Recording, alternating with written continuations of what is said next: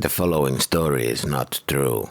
The persons and events depicted are fictional, but the story has been told by so many and to so many that it has become a living memory, and memories, as you will understand by the time we are done, are very, very important.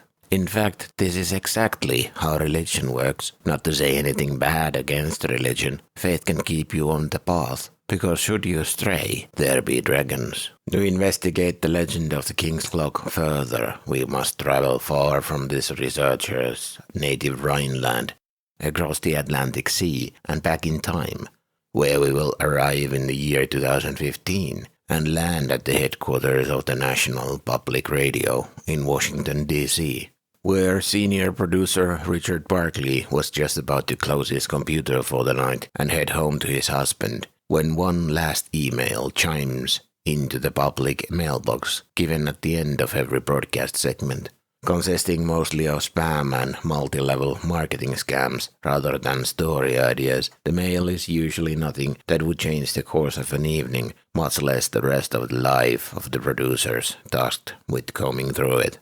John Lemire lives in Shitdown, Alabama, the subject line reads, and Barkley pulls back the chair. Following a short elaboration on the town's shittiness, the author goes on to accuse the local sheriff's department of corruption and lawlessness. Barkley finds himself strangely engaged, printing out a copy of the message and forwarding it to his researcher/audio engineer Judy Hammond with a note, "Would you look into this? Could be something." He then heads out, tucking the printed 3 pages of the message to his coat pocket and stepping into the gentle spring rain washing over the nation's capital.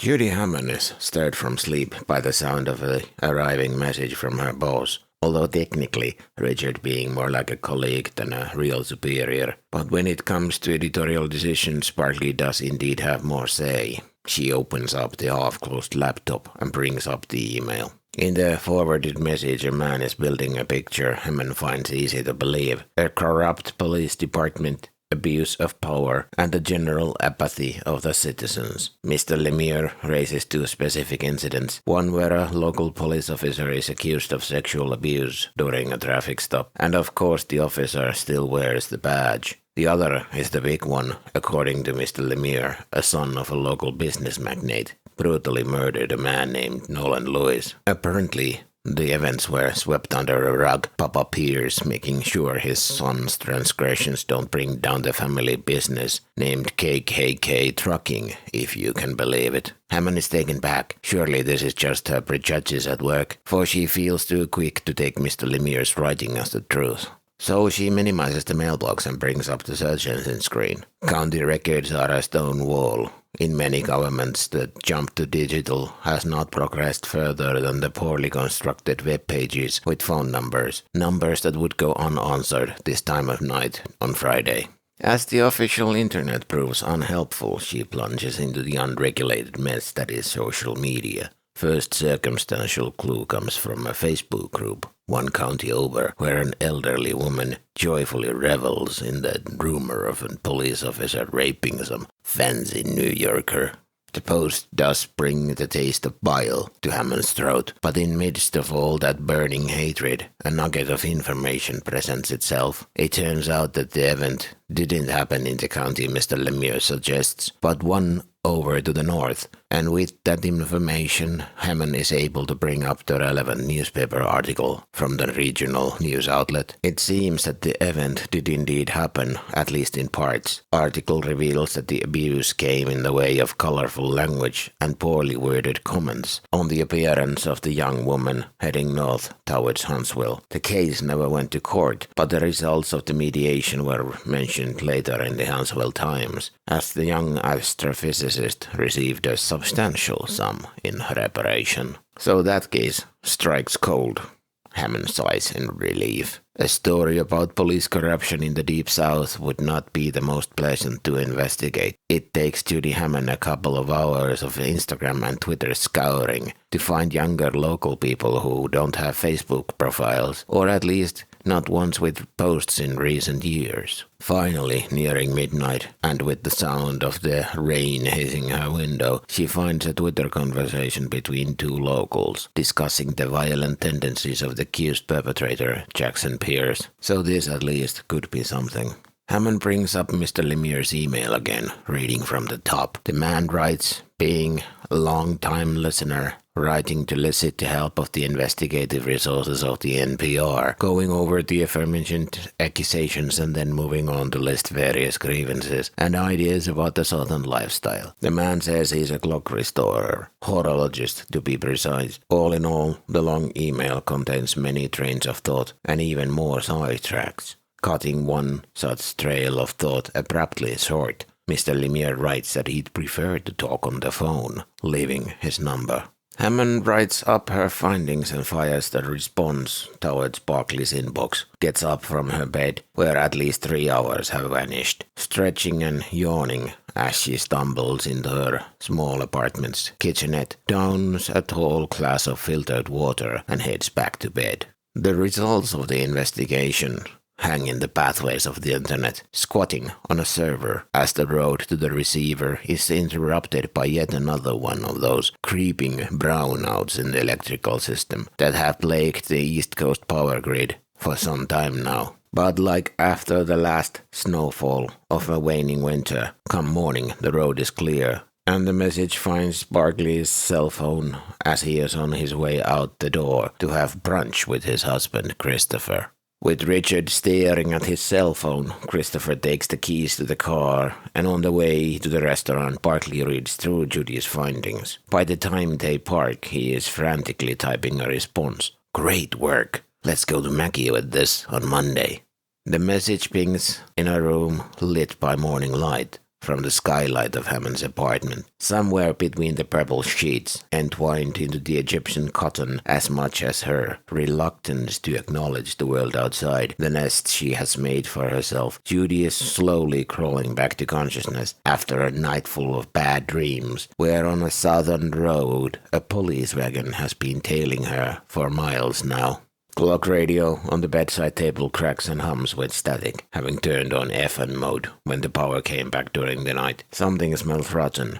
Perhaps food scraps in the pile of takeout containers in Judy's trash. She forces herself out of the bed and into her running clothes, hitting the streets hard, as each step the feeling of being pursued does not get shaken off.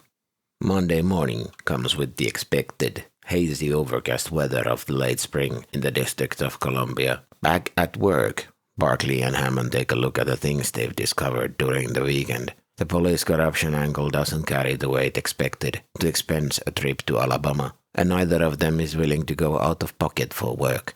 So to the office of the editor-in-chief they march with their findings, going over the social media and press coverage with careful consideration. Margaret Reed growls at the prospect of writing yet another exposé about small-town corruption. When the subject of consideration turns to Mr. Lemieux himself, the eyes of the editor-in-chief light up a little, and she greenlights a phone call with such an eccentric southern gentleman, noting that if all else fails, even the profile piece of such an exotic occupation as antique clock restorer could have its use, and then waves our investigators away as her telephone rings. The two producers take their excitement to the nearest recording booth and punch up the numbers from Mr. Lemieux's email. The phone rings for a while, and then with the clutter of someone hurrying to pick up the receiver, the line opens. Sounds of barking and things falling from a kitchen table echo out of the speakerphone Barkley and Hammond are leaning over in the dark padded room that is recording booth 3.